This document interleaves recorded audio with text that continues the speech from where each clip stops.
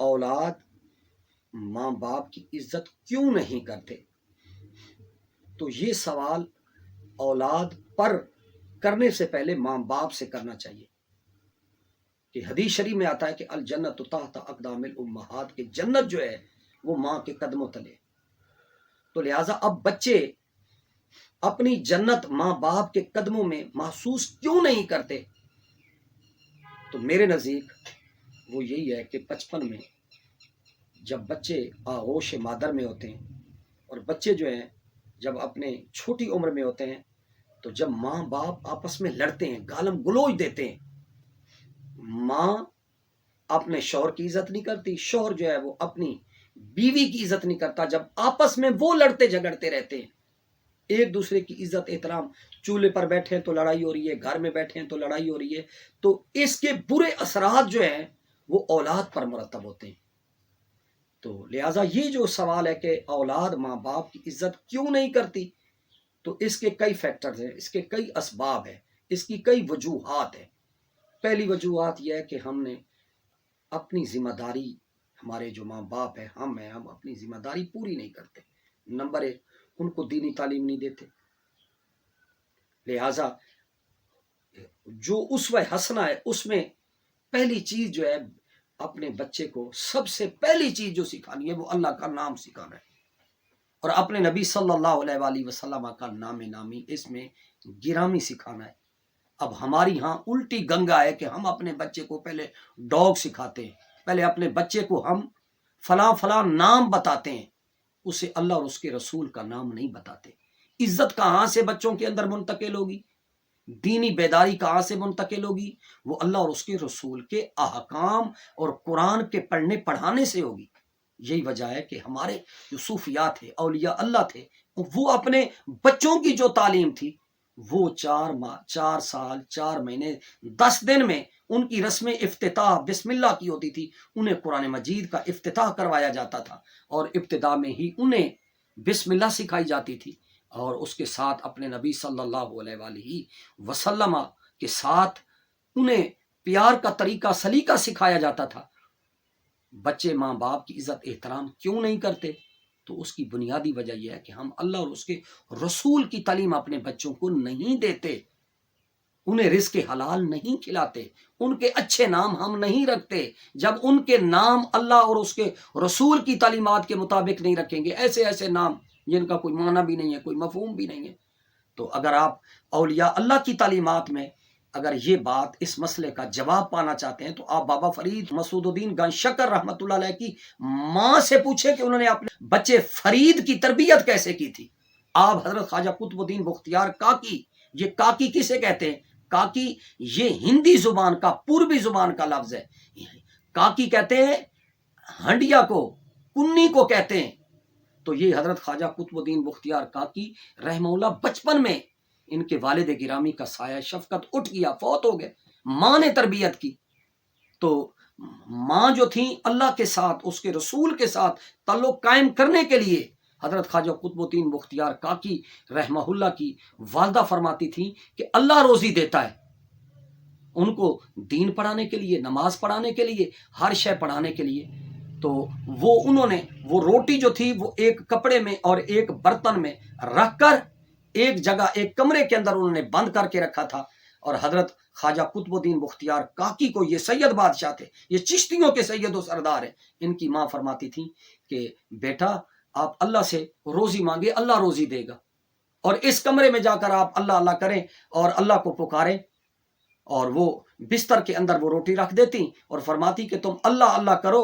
اور وہ خواجہ قطب الدین بختیار کاکی رحمہ اللہ وہ اس جگہ پر جاتے تو وہ روٹی پڑی ہوتی. تو حضرت خواجہ قطب الدین بختیار کاکی رحمہ اللہ اللہ کا نام لیتے اور انہیں گرم روٹی ملتی. اس طریقے سے ان کو اللہ کے ساتھ معرفت، اللہ کے ساتھ محبت.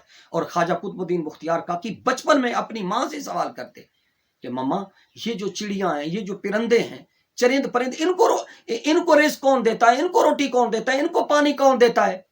وہ اپنی توتلی زبان میں اپنی ماں سے سوال کرتے.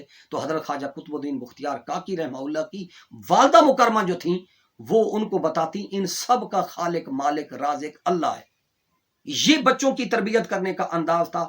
صوفیاء کی جو عظیم مائیں تھیں وہ اپنے بچوں کو اس طریقے پر تربیت کیا کرتی تھی۔ اس طرح خواجہ قطب الدین بختیار کاکی کے مرید اور خلیفہ بابا فرید الدین مسعود گن شکر رحمۃ اللہ علیہ، وہ ہمیشہ ان کی جو والدہ تھیں وہ بچے کو نماز کا عادی بنانے کے لیے، اللہ کی یاد دینے کے لیے مصلی کے نیچے وہ شکر کی پڑیا رکھتی تھی، اور وہ ایک روایت میں آتا ہے کہ وہ جیسے سلام پھیرتے اور مصلی کے نیچے جو وہ شکر ان کو ملتی۔ ایک مرتبہ ایسا ہوا کہ بابا فرید الدین مسعود گن شکر رحمہ اللہ کی والدہ کسی شادی کی تقریب میں گئیں اور وہ مصلی کے نیچے جو ہے وہ شکر رکھنا بھول گئیں۔ جب بھول گئیں تو اللہ تعالیٰ کی بارگاہ میں ماں نے درخواست کی کہ یا اللہ، میں آج فرید الدین کے مصلی کے نیچے جو ہے وہ میں شکر کی پڑیا رکھنی بھول گئی ہوں، تیری ذات کا انہیں قرب دینے کے لیے، تیری ذات کی محبت دینے کے لیے، تیری ذات کا تعلق دینے کے لیے میں نے فرید کو تیرا شاکر ذاکر بندہ بنانے کے لیے، تیرا ساجد عبادت گزار سجدہ کرنے والا، رکوع کرنے والا، قیام کرنے والا، عبادت کرنے والا بندہ بنانے کے لیے، میں اس کا اعتماد تیری ذات پر بحال کرنے کے لیے میں اس کے مصلی کے نیچے شکر رکھ کے آتی تھی، آج میں شکر رکھنا بھول گئی ہوں۔ اور جب واپس آئیں تو یہ دعا کی کہ یا اللہ اس کا اعتماد ٹوٹ نہ جائے۔ تو اس دن وہ انہوں نے مصلی کے اٹھایا تو وہ مصلی کے نیچے شکر پڑی ہوئی تھی، تو انہوں نے آ کر پوچھا، یا پھر اس طرح کی روایت بھی آتی ہے کہ آپ جا رہے تھے تو راستے میں ایک مٹی کی ایک پڑیا ملی اور وہ جو ہے نا وہ آپ کے منہ میں آئی، اس طرح کی بھی روایتیں ہیں۔ لیکن بات جو صحیح تر آپ کی احوال میں آتی ہے وہ یہی ہے کہ جب ماں بھاگتی ہوئی واپس آئیں تو وہ نماز ظہر کا وقت تھا، انہوں نے مصلی پر نماز پڑھی اور وہ جب اٹھایا تو وہ ماں شکر کی پڑیا رکھنا تو بھول گئی تھی لیکن وہاں شکر پڑی ہوئی تھی۔ فرید الدین نے وہ شکر کھائی۔ ماں نے پوچھا کہ بیٹا آج کیسا ماجرا ہوا؟ فرمایا کہ مما میں نے جو آج مصلی کے نیچے شکر اٹھائی ہے وہ اتنی میٹھی تھی، اتنی شیریں تھی۔ تو ماں نے شکر ادا کیا کہ یا اللہ تو نے میری لاج رکھی، یعنی یہ تربیت کرنے کا انداز تھا۔ اسی طرح خواجہ قطب الدین بختیار کاکی رحمہ اللہ، انہوں نے بھی، ان کی ماں نے بھی ان کی ایسی تربیت کی کہ جب وہ یعنی اپنا استاد کے پاس پڑھنے کے لیے گئے تو انہوں نے کہا کہ بسم اللہ پڑھیے، یا انہوں نے کہا کہ نہیں، مجھے اب قرآن مجید کے اتنے پارے، میں ماں کی گود میں تھا تو میں نے اتنے پارے ماں کی گود میں یاد کر لیے کہ میری ماں جب کام کرتی تھی، مجھے لوری دیتی تھی تو قرآن کی تلاوت کرتی تھی۔ تو کہنے کا مطلب یہ ہے کہ جب ماں اور باپ گھر میں لڑیں گے، ماں باپ خود نماز نہیں پڑھیں گے تو اولاد کیسے نماز پڑھے گی؟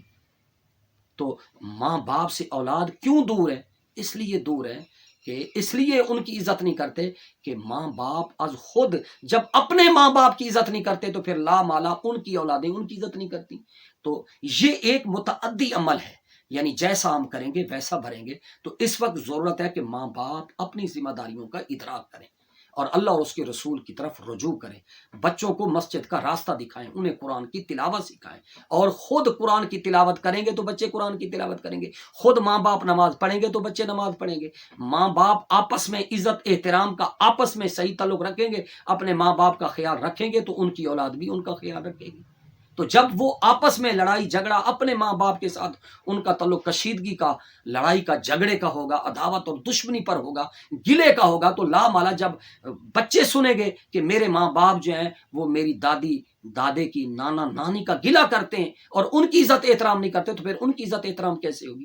یہ ایک بات ہے جو بات بنیادی طور پر کہ بچے ماں باپ کی عزت کیوں نہیں کرتے، تو اس کی بنیادی وجہ ماں باپ پر عائد ہوتی ہے کہ وہ ماں باپ کل قیامت کے دن ان سے بھی سوال ہوگا کہ جنت تو تمہارے پاؤں کے نیچے تھی، تم نے اپنی اولاد کو جنت کیوں نہ دی؟ جنت تو تمہارے پاؤں کے نیچے تھی، تم نے جنت کیوں نہ دی؟ ہاں، تو لہذا وہ شراب خانوں کی طرف، جوئے خانوں کی طرف، برائی کی طرف وہ کیوں جاتے تھے؟